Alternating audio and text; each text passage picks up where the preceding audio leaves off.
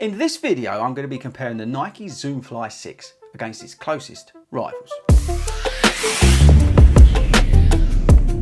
Hello everybody and welcome to 40 Runs. My name is Chris Ford. I'm a running coach based here in the UK, and when I'm not coaching runners, I'm making YouTube videos about running shoes, coaching tips, all that kind of stuff here on YouTube, so make sure you subscribe. Now in this video, we're going to be talking about the Nike Zoom Fly 6, which has just come out, and I'm going to be comparing it against two or three shoes that I think are its closest rivals. Now there is quite a few super trainers out there now, right? And it all started off with the Saucony Endorphin Speed, I think. But we have over the years sort of expanded our universe when it comes to super trainers. Now a good super trainer needs to be versatile. It needs to have some of those premium foams that we get in the racing shoes. We need some carbon or TPU NUS plates going through the shoe, and they need to make us feel awesome. Now my favourite super trainer is this, the SC Trainer version 3 from New Balance. This shoe is brilliantly versatile. I've run 20-mile race in this, I've done a 10k race in this, I think I've even done a half marathon, but I've also used this on my marathon training. I've done long runs in this, 22 miles with goal pace in it, and it's been absolutely brilliant. But I can't recommend this shoe because it's £230, which is nuts. Now the Nike Zoom Fly 6 is only £155, and it features the Zoom X foam that we get in their racing shoes. It's actually a dual foam setup. We've got the SR02 foam down below, and we've got a carbon plate in this shoe. Now the other two shoes I think this is closely matched to is the Speed 4 from Saucony and the Hyperion Max 2 from Brooks. Now I've deliberately kept the Boston 12 out because that's a very firm ride. Now it's a brilliant shoe, but I don't think it's a similar feeling to what we get with the Nike Zoom Fly 6. Because we've got this top layer of Zoom X here, the rides are a little bit more up-tempo, softer. Yeah, it's just a little bit more alive than the Boston 12. The Boston 12 is a very good shoe, by the way, but I just think for some people that may be too firm. What you get here is a much more responsive ride in this shoe, and that's why I picked this, and that's why I picked this. So the Speed 4 is £180, and it features the Power Run PB midsole with this winged plate in the shoe. We've got the XT900 outsole. It fits true to size. I wrote the weight down, 260 grams, and this is a UK 9.5. Now the Zoom Fly 6, by the way, weighs 270 grams. And then we've got a £160, the Hyperion Max 2, which features the DNA Flash midsole version 2. We've got a plastic TPU plate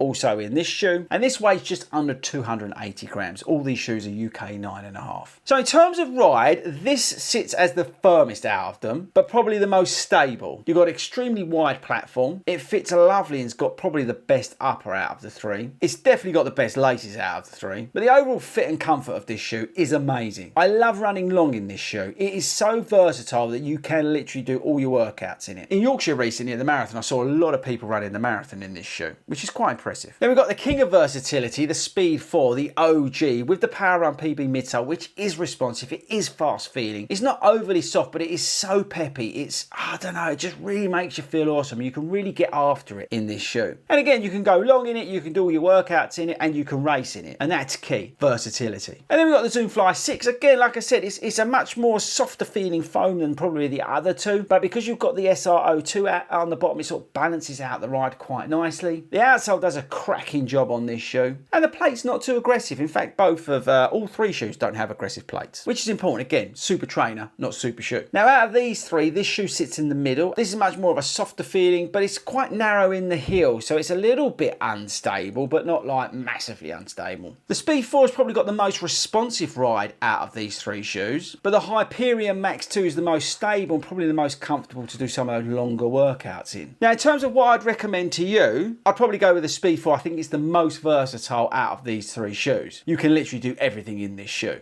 It's phenomenal. For me personally, I'll go with the Hyperion Max 2. It just suits me. I still can't put my finger on it. I think it's just the width of it, and the DNA Flash 2 just really suits me as a runner. It's a little bit firmer, but it's not overly firm. It does break in, but it just suits me as a runner. So that's why I'm picking this. But there's nothing wrong with the Zoom Fly 6. It's definitely holding its own a little bit more than the previous versions, and that's a good thing. So they've stepped it up with this shoe, and I think it's worth looking at this shoe if the other two don't work for you. So there we go. Zoom Fly 6 is holding its own against its nearest competitors. I do think the other two are comparable to it. And I would recommend you check out all three, to be honest with you, and find that one that works for you. Right guys, let me know in the comments which one you would pick and why. And don't forget to subscribe before you leave me today. 22 million subscribers we've got to get to, people, and that's down to you. But that's it from me, guys. I shall catch you all later.